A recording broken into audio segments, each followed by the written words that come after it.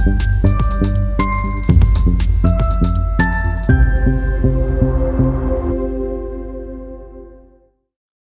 there, and thank you for listening to Hashtag Health and Healthcast. This is Derek here, and I just wanted to give you some quick programming notes before we get started with the podcast itself. Today, we are going to discuss anti-obesity medication with David Tran. It was a great conversation on a very, very popular topic right now. While we were having the conversation, we used a lot of terms that, unfortunately, while we were discussing them, we didn't necessarily define for you guys. And they are medical terms, clinical terms that some of you out there might not know. So, just for your edification, I wanted to come on and discuss those with you and give you a short definition. So, when you're listening to the podcast, there's no confusion for anybody out there that might not know those terms. The major ones we used were indication and contraindication. So, for indication, a symptom or circumstance that makes a particular medical treatment desirable. It is the basis for initiation of a treatment for a disease or of a diagnostic test. There's a couple different types of indications. It can be furnished by knowledge of the cause, which is a causal indication. There's also a symptomatic indication, which is furnished by the symptoms present, or a specific indication, which could be furnished by the nature of the disease. There is contraindication is another term we use quite a bit, and that is basically the opposite of an indication. It is a symptom or a condition that makes a treatment risky or serves as a reason to not take a certain medical treatment due to the harm that it would cause the patient. Um, so when you hear those terms, basically, if we say if there is an indication for taking a medication, that means there is a good reason for taking it. If there is a contraindication, that means there is a good reason to not take it. So those are the major terms that we use that we kind of didn't give you a clue on what those meant. So I wanted to go ahead and give you an idea. Also wanted to make a quick note that National Pharmacist Day is coming up on January 12th. So just want to give a big thank you to all of our pharmacists out there doing great work for our community and continue to do the good job that you do every single day. So without further ado, I'll let you get on to the podcast and you guys have a great day. And remember to stay hashtag health and healthy. Hello, and welcome to Hashtag Houston Healthcast, a podcast powered by Houston Healthcare as part of our Hashtag Houston Healthy initiative. My name is Derek, and my guests and I endeavor to bring the people of Houston County, Georgia, and beyond healthcare advice, news, tips, and updates so they can live a more Hashtag Houston Healthy lifestyle. This is our first episode of the new year, and many of our listeners have likely made their resolution for 2024 to get in shape and lose a few of those pounds they gained over the holiday season. With that in mind, today's topic we'll be discussing today is anti-obesity medication, the most prolific options available, what they do, and who should consider them as an option in their weight loss journey. With me today is David Tran. He's the clinical pharmacy manager here at Houston Healthcare. How are you doing today, David? Oh, I'm doing great. How about yourself? Doing all right. Thank you for being on the podcast with me today. Yeah, you're welcome. Anytime. So before we get too far into the topic at hand, I'd like to introduce our listeners to our guests. So let's introduce the listeners to David a little bit. How long have you been a pharmacist? I have been a pharmacist for a little over 10 years now. I made my 10-year, I guess, mark just this past year. So, I'm chugging right along. 10 years in pharmacy. That's a long right. time to do it. How much of that time has been spent with Houston Healthcare? Well, all 10 years. All 10 years. So All 10. Once I graduated pharmacy school in 2013, I started right out of school and I haven't been anywhere else. That's awesome. So you've always been in hospital pharmacy. Yes, that's correct. So why pharmacy? Were there any motivations or role models that made you want to be a pharmacist? Yes, most certainly. One of my sisters growing up, she was in healthcare. She was a dental hygienist, and she always pushed me to be a dentist. I know that's not anywhere close to being Sure. a pharmacist, but so I pursued that path, but it didn't work out the way I wanted to. So I knew I wanted to be in healthcare at that moment in time. And one particular experience growing up involved pharmacy. Instead of going to the doctor like most people would normally do, I went to the pharmacy to get medical advice. And the pharmacist was able to help me by recommending a medication that was over the counter and prevented me from having to go to the doctor. Yeah. So that was a changing experience for me. So I knew that at that moment in time, I could be a resource and impactful on the community by serving the pharmacy world. Yeah, that's absolutely true. A little backstory for the listeners. For me, I spent a lot of my formative healthcare marketing time in a pharmacy management company. So I've dealt a lot with pharmacists, and I think that they are mistreated a lot as kind of a secondary person in the healthcare world when they can often be the primary healthcare provider for a lot of people, No, I completely agree there. Yeah, especially in small communities where someone can't necessarily afford to go to the doctor, or might not want to go speak to the doctor. A pharmacist is often a community leader in healthcare, where they can have a conversation and say, well, you can buy this over the counter and help with this. So yeah, it's interesting to hear that that inspired you to be a pharmacist, because I totally can see that, and yeah, I've seen that working in that world, that happens more often than not. So pharmacy is incredibly important. It's an important part of what we do here at Houston Healthcare, and it's an important part of the healthcare world in general. So, um, so let's talk a little bit about the topic at hand. As we've said in previous episodes, obesity is a major problem facing our community and our country at large. Per the CDC, as of 2022, 35% of adults or higher in 22 states across the US are obese, with this number having increased consistently for many years. Recently, there's been a surge of popularity for one of our weapons in the battle against this epidemic, which was anti-obesity medications. David, can you list some of the more common anti-obesity medications you see prescribed on a regular basis? yeah. Sure thing. There's two different routes that you can really be given in regards to those anti-obesity medications. So the most common is the oral route. One of which is most more popular is Orlistat. There's phentermine as well. So those are the two primary PO medications that are prescribed. As for injectables, there's Wegovy, as well as Monjaro, and there's a couple others out there as well. The injectables have really taken off Mhm. just because of the efficacy of and impact that is made in regards to weight loss. Yeah. So yeah, you see quite a bit of those being prescribed nowadays. It's very trendy. Yeah. Specifically injectables, you see that quite a bit. Yes, most definitely. Yeah. Yeah. Um, So you mentioned Wegovy. I think Wegovy is the newer version of a similar drug, which was, I think, Ozempic. Is that correct? Yes, that's absolutely correct. Yeah. So Yeah. So Ozempic, it was a medication that was originally developed for diabetic patients, to right. lower their blood sugar. Mhm. But one of the side effects that was as a result of the medication was weight loss.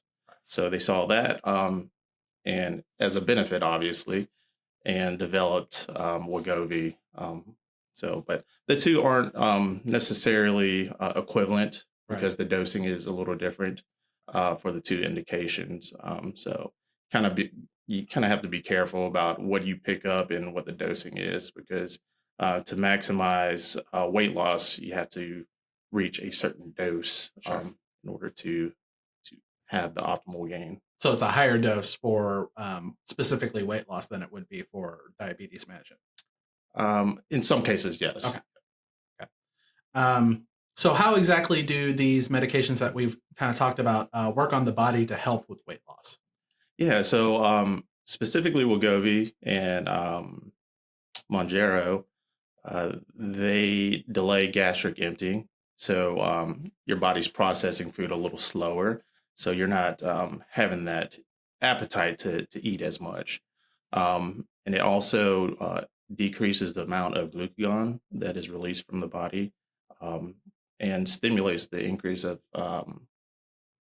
normally occurring insulin in your body. Not yes, insulin. Okay. Yeah. So, um, yeah. So by decreasing the amount of glucagon, glucagon raises your blood sugar, whereas insulin decreases your blood sugar. Okay. Interesting. So it basically affects how quickly you're processing foods and how your body processes them. So you're not, it Yes. slows everything down, basically. Yes. Exactly. Okay. Makes sense. Are there any generic versions available of these prescriptions, or are they just the name brands right At this moment in time, they are all trades, so Okay. just name brand medication. So Okay. that's one of the reasons why they're so expensive. Gotcha. With generics, usually you will see a decrease in price, but because they're relatively new drugs, Hmm. um, they have a patent for X amount of time. Sure. Makes sense. So what kind of patient would likely be prescribed these kinds of medications? So there are parameters in regards to BMI. So you have to meet a certain BMI to be eligible, at least to be covered through insurance. Okay. And um, for that BMI, I want to say the BMI cutoff is 30. And then patients who have some cardiovascular risk, the BMI cutoff is 27. Okay. So it's not awfully high. I mean, I myself, I believe my BMI is a little north of 30. Hate to admit that, but um, so technically I could be eligible for it, Sure. but um, it's my personal choice to not, because I mean there are certain things that you can control Hmm. to facilitate weight loss. Sure.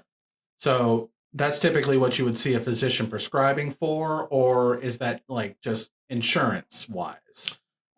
Insurance, because a lot Okay. of times insurance will not cover a medication if you don't meet these criteria. Gotcha. So it's important that you meet those criteria, and that is being provided to the insurance for approval. So basically, a doctor could prescribe you for it, but if you don't meet those criteria, then it's probably going to be mostly out of pocket. Correct. Yeah. Gotcha. Understood. Are there any common side effects to be aware of for any of these medications? Yeah. So the most common side effects for these medications are nausea, vomiting.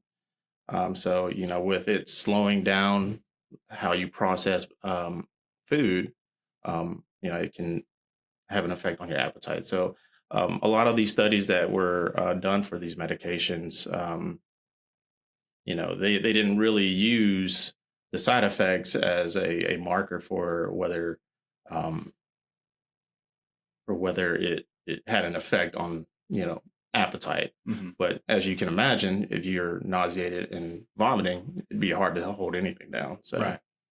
Makes sense. Maybe some fatigue, constipation. Are those also? yes, yeah. So Okay. mainly GI related Okay. side effects. Yes. Makes sense. Um, how long do you typically take these medications, and what happens if you stop taking them? Yeah. So some of the studies, I think the study that had the longest length of period was 4 years. Um, but anything longer than that, we're unsure of, Okay. the effects on weight loss itself. So we don't know if it's going to be sustained or not, especially if you stop the medication. Hmm. A lot of times, when you stop the medication, there is some weight gain associated with it. Okay. Now, you may not gain all of that weight back, but you will most certainly gain some back. Makes sense. Um, are there any age limits for these medications? Are these medications that teens and children can take, or is it mainly adults? It is mainly adults. Yeah, I haven't seen any indications for children or Okay. adolescents. There are some contraindications involved, so it's contraindicated in pregnancy, which makes sense. I mean, if you got a bun in the oven, you want to feed Right. that bun, So, Yeah.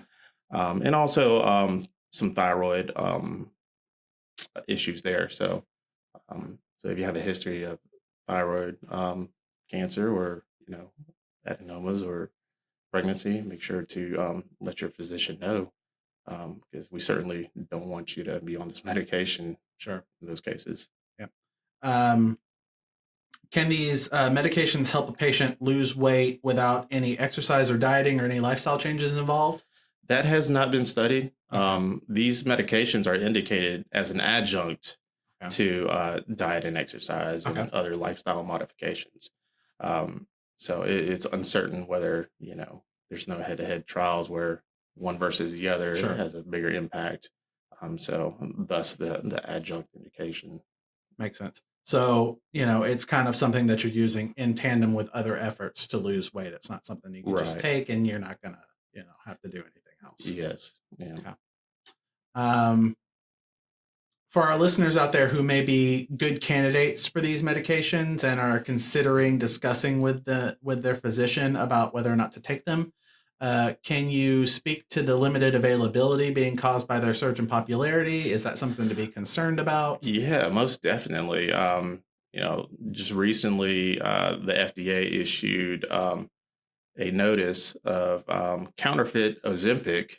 I know Okay. it's kind of Ozempic and Wegovy, and it may be being prescribed inappropriately Hmm. due to the shortages Right. for weight loss. But yeah, the FDA had issued a warning that there was counterfeit Ozempic um, out on the market. Okay. So, and that has been reported in other countries as well. And we're talking about thousands of units. Mm. So, with these counterfeit medications, we're unsure if it's pure.